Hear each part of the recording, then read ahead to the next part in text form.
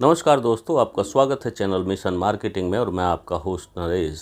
आज हम इस वीडियो के माध्यम से सीखने वाले हैं कि कैसे किसी टेंडर की बिड तैयार की जाती है या बिड तैयार करने से पहले हमें किन किन सावधानियों को बरतना होगा। आज हम इस वीडियो में इसका डिटेल में वर्णन करेंगे और सीखेंगे कि एक अच्छी बिड कैसे तैयार होती है और किन किन चीज़ों की आवश्यकता हमें पड़ती है। इससे पहली वीडियो में हमने आपको बताया था कि टेंडर कैसे तैयार होते हैं और कैसे टेंडर निकलते हैं, क्या प्रक्रिया होती है। इस वीडियो में हम आपको ये भी बताएंगे कि टेंडर की जानकारी आप कहां से लेंगे और किस प्रकार से आपको जो है पूरी जानकारी मिलेगी। तो आप इस वीडियो को हमारे साथ पूरा देखिए और अंत तक यदि आप ये वीडियो देखते हैं तो आप एक अच्छे बिडर बन जाएंगे इस वीडियो को देखने के बाद। यदि आप हमारे चैनल पर नए हैं तो हमारे चैनल को सब्सक्राइब कर दीजिए, क्योंकि आप भावनाओं में बह जाते हैं बाद में और फिर भूल जाते हैं। साथ में घंटे का निशान भी दबा दीजिए ताकि आपको इस तरीके की वीडियोज़ के नोटिफिकेशन टाइमली मिलते रहें। आइए शुरू करते हैं। दोस्तों, जैसा कि हमने पिछली वीडियो में जो है वो जिक्र किया था कि टेंडर किस प्रकार से निकलते हैं, वीडियो का लिंक आपको जो है आई बटन में मिल जाएगा, वहाँ से आप वो वीडियो देख लीजिए। तभी ये वीडियो जो है आपके पूरे काम आएगी। जो पहली वीडियो देखने के बाद आप इसको देखेंगे, नहीं तो कुछ चीज़ें आप स्किप करेंगे, क्योंकि जो हम पहले बता चुके हैं इसमें रिपीट नहीं करने वाले हैं। तो वहाँ हमने जो है आपको ये बताया था कि टेंडर कैसे निकलता है। अब इस वीडियो में हम आपको बताने वाले हैं कि सपोज कीजिए कहीं कोई टेंडर निकल गया है, आपको उसकी सूचना जो मिलेगी, हो सकता है किसी समाचार पत्र के माध्यम से मिल जाए, किसी दोस्त मित्र फ्रेंड या किसी अधिकारी के फ़ोन द्वारा आ जाए या मैसेज के द्वारा आ जाए कि भाई फला कंपनी में टेंडर ओपन हो रहा है, आप अपना काम कर दीजिए। अब आपको जो है ये तो पता लग गया कि कंपनी में टेंडर निकल रहा है। अब आपको ज़रूरत है कि डॉक्यूमेंट क्या क्या रिक्वायरमेंट हैं। कॉस्टिंग करने के लिए जो है आपको उन डॉक्यूमेंट्स, एरिया और क्या रिक्वायरमेंट मांगी है, उन सब चीज़ों की आवश्यकता पड़ेगी। अब उसको प्राप्त करने के दो ही तरीके हैं, या तो आप वहाँ कंपनी में जाकर के संपर्क कीजिए, वहाँ से एक सेट जो है पेपर का ले लीजिए, क्योंकि जब भी कोई टेंडर निकलता है तो उसकी पूरी पॉलिसी और पेपर रेडी करके एक बंच तैयार होता है जिसके तहत वो टेंडर चलेगा। उसकी टर्म एंड कंडीशन होती हैं वो। या फिर आप जो है किसी ऐसे प्लेटफॉर्म का इस्तेमाल कीजिए जहाँ से आपको वो सारी चीज़ें मिल जाएं। यदि आप लोकली अवेलेबल हैं तो जा कर के ला सकते हैं, किसी आदमी को भेज करके मंगा सकते हैं। और टेंडर दिल्ली में निकला है, आप मुंबई में बैठे हैं, महाराष्ट्र में बैठे हैं, या फिर जो है आप चेन्नई में बैठे हैं, कोलकाता में बैठे हैं, किसी अन्य शहर में बैठे हैं, या किसी हो सकता है कि विदेश के किसी शहर में बैठे हों, विदेश में आप हों, अमेरिका में हों, यूएस में हों, किसी भी जो है कनाडा वगैरह में भी आप हो सकते हैं, कहीं से भी आप टेंडर अप्लाई कर सकते हैं। तो उस टेंडर की जानकारी लेने के लिए एक वेबसाइट मैं आपको बता देता हूँ। टेंडर टाइगर नाम की एक वेबसाइट है जहाँ पे बहुत सारे टेंडर अलग अलग कैटेगरी में वहाँ पब्लिश होते रहते हैं और वो डेली उसमें अपडेट देते हैं। ये पेड सर्विसेज के अंतर्गत सर्विसेज आपको देते हैं। फ्री भी कुछ सर्विसेज हैं, कुछ दिन का डेमो भी ये आपको देते हैं, और उसके बाद ये फिर जो है साइट चार्जेबल है। यहाँ आपको हर कैटेगरी के टेंडर्स जो हैं वो देखने को मिलेंगे, गवर्नमेंट भी और प्राइवेट भी। अब बात आती है कि आपने डॉक्यूमेंट जो हैं वो लेने हैं।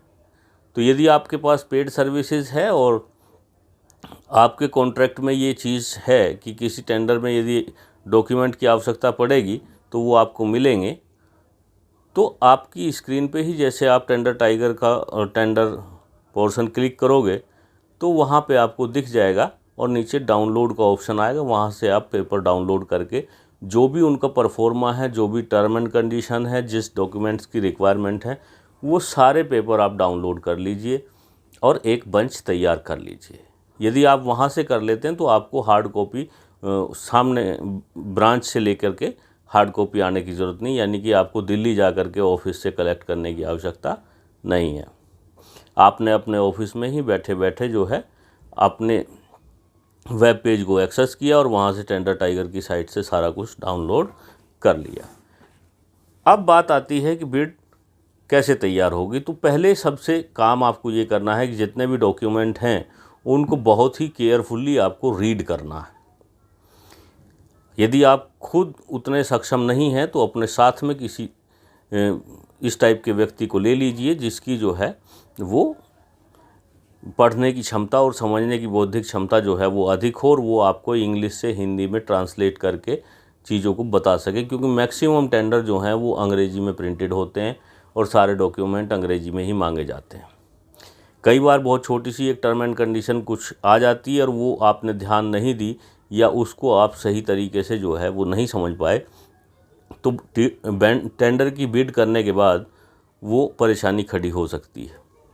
तो आप जो है बिड जब कर रहे हैं, बिड करने से पहले ही सारे आकलन आपको लगाने होंगे और कॉस्टिंग करनी होगी। इससे पहले हम जो है 2 कॉस्टिंग आपको निकाल करके वीडियो में बता चुके हैं। एक में हमने टर्माइट की कॉस्टिंग निकाल करके समझाया था और एक में हमने एएमसी की कॉस्टिंग निकाल करके समझाया था। तो यहाँ जो आपको कॉस्टिंग लेनी है, देखिए अभी यदि आपका प्रोजेक्ट पेस्ट कंट्रोल पर रिलेटेड है तो जो लोग पेस्ट कंट्रोल के एक्सपर्ट हैं उन्हें ऑलरेडी कॉस्टिंग करनी आती है, या फिर किसी और सेगमेंट का टेंडर है तो वहाँ भी एक्सपर्ट कॉस्टिंग के होते हैं। यानी कि जिसकी कॉस्टिंग आपको करनी है वो आपके प्रोडक्ट होने चाहिए, तभी आप उनकी डीपली नॉलेज आपको होती है। तो यहाँ हम बात करेंगे आज, यदि पेस्ट कंट्रोल का टेंडर है और उसके डॉक्यूमेंट आप फिल कर रहे हैं तो उसकी कॉस्टिंग के लिए आपको क्या लेना होगा। तो सबसे पहले आपको जो है उस एरिया का पता लगाना होगा, कितने बड़े एरिया में आपको ट्रीटमेंट करना है।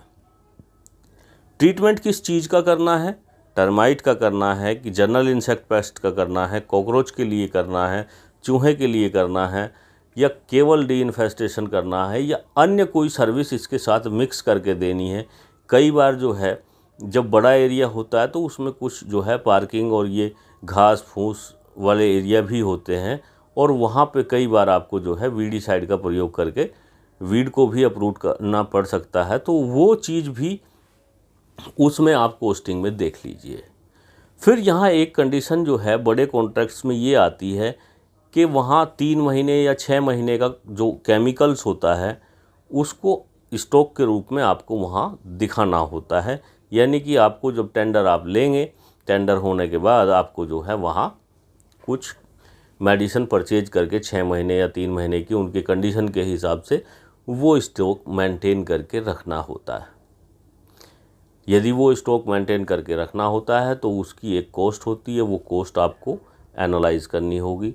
साथ में वहाँ टोटल किस ट्रीटमेंट को करने में कितना केमिकल लगेगा, कितनी मैन पावर लगेगी, पेमेंट की बिलिंग साइकिल क्या रहेगी और कितने दिन में पेमेंट घूम करके आपके पास तक आएगी, जो कैपिटल वहाँ उस प्रोजेक्ट पे आप इन्वेस्ट करने वाले हैं उसका टोटल इंटरेस्ट कितना पड़ने वाला है वो, और आप उसमें कितना मार्जिन अपना लेकर के चल रहे हैं वो। ये सारी कॉस्टिंग निकालने के बाद आपको एक फ़ाइनल बिड करनी होगी। यदि वो बिड उन्होंने जो है लमसम में मांगी है तो लमसम में आपको देनी पड़ेगी, मंथली मांगी है तो मंथली आपको निकाल के देनी पड़ेगी, और स्क्वायर फिट में मांगी है तो स्क्वायर फिट में देनी पड़ेगी। जिस फॉर्मेट में वो जो कॉस्टिंग मांग रहे हैं उसी फॉर्मेट के मुताबिक आपको कॉस्टिंग निकाल करके और वहाँ उसमें फिलअप करनी होगी। जितने पेपर हैं, पेपर्स का मतलब ये होता है कि जैसे कई बार 3 साल की बैलेंस शीट, आपके पुराने टेंडर्स के डॉक्यूमेंट की जो एक्सपीरियंस के तौर पे आपके देखे जाते हैं।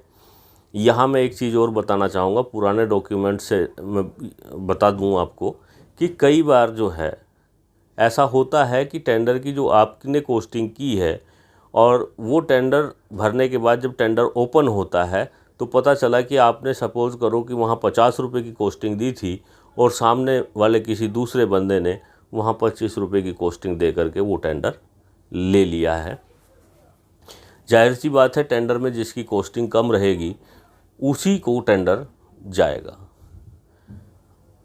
अब बात ये आती है कि सामने वाले ने 25 रुपये की कॉस्टिंग कैसे निकाली होगी और कैसे वो उसमें सर्वाइवल करेगा। तो इसमें हमने पिछली वीडियो में भी जिक्र किया था और आज भी हम बता देते हैं। इसके ऊपर हम एक विशेष वीडियो बनाएंगे जिसमें हम आपको ये बताएंगे कि इस डिसीजन को कब, कैसे और कहाँ लिया जाता है और क्यों लिया जाता है। तो ये आज का विषय नहीं है, आगे बढ़ते हैं। डॉक्यूमेंट में वो आपके डॉक्यूमेंट हो गए, बैलेंस शीट हो गया, बैंक अकाउंट स्टेटमेंट का आपका लगेगा, एक डीडी लगेगा जो कई बार सिक्योरिटी फ़ीस मांगी जाती है। हालांकि ये फ़ीस रिफंडेबल होती है जिस दिन बिडिंग होती है और आप उसमें जो है आपका नहीं अमाउंट निकलता है या टेंडर आपके नाम ओपन नहीं होता है तो ये कुछ समय बाद आपको पैसे वापस मिल जाते हैं, और यदि आपका निकलता है तो फिर वो वहाँ एडजस्ट हो जाते हैं जो भी उनकी रिक्वायरमेंट होती है उसके हिसाब से। तो आपको फिर यहाँ कॉस्टिंग देनी होगी और उनका जो फॉर्मा है उसको भर करके देना होगा, वो भी सील पैक एनवलप में। और ये एनवलप आप बाई पोस्ट भी भेज सकते हैं और उनके ऑफिस में किसी रिप्रेजेंटेटिव को भेज करके बाई हैंड भी जमा करा सकते हैं। यदि आप बाई पोस्ट भेजते हैं तो उसमें आप रजिस्टर्ड एडी करा करके ही भेजें ताकि वहाँ डॉक्यूमेंट सुरक्षित तरीके से पहुँच जाए। अब जब ये सारी प्रक्रियाएं पूरी हो जाती तो एक डेट अनाउंसमेंट निश्चित करता है कि भाई फला डेट को ये टेंडर ओपन होंगे। एक निर्धारित समय होता है, एक कमेटी बनती है, वहाँ आप सभी लोग जो हैं अपना अपना रिप्रेजेंटेटिव भेज सकते हैं या खुद भी जा सकते हैं जिस दिन वहाँ अनाउंसिंग होनी है, और सभी के सामने ओपन किए जाएंगे एनवलप। सारे एनवलप खोले जाएंगे, सबकी बिडें उसमें देखी जाएंगी और जो लोएस्ट बिडर होगा उसको विनर घोषित कर उसको काम दे दिया जाएगा। तो ये प्रक्रिया होती है कि किस तरीके से आपको करना है। अब बात आती है कि आपको जो है पेपर कलेक्ट करने के लिए इन्वेस्टमेंट करना है या नहीं करना है, ये आपका डिसीजन है और इसमें जो है आपको ही डिसीजन लेना होगा कि आप जो है पैसे खर्च करके टेंडर टाइगर से आप इन्फॉर्मेशन लेते हैं या न्यूज़पेपर से लेते हैं या आप अपने लिंक के थ्रू लेते हैं। लेकिन ये इन्वेस्टमेंट करने से पहले आप ये सोच लीजिए कि यदि आपकी फर्म एटलीस्ट 2-3 साल पुरानी है, उसकी बैलेंस शीट काफ़ी अच्छी है और वो प्रॉफिटेबल है और आप फाइनेंशियली भी स्ट्रॉन्ग हैं, तभी किसी टेंडर को पार्टिसिपेट करने के बारे में सोचें। अदरवाइज़ पैसा वेस्ट ना करें। टेंडर चीज़ अच्छी होती है, काम बड़ा होता है, रिस्क भी वैसा ही होता है। अगली वीडियो में हम आपसे फिर मुलाकात करेंगे और आपको बताएंगे कि बिड कब, क्यों और कैसे, कहाँ, कितने अमाउंट पे लगानी है और उसको लगाने के क्या बेनिफिट होते हैं, क्यों आप जो है लोअर बिड लगा करके किसी छोटे टेंडर को लेते हैं, उसका भविष्य में क्या बेनिफिट होगा, ये हम आपको नेक्स्ट वीडियो में बताएंगे। धन्यवाद।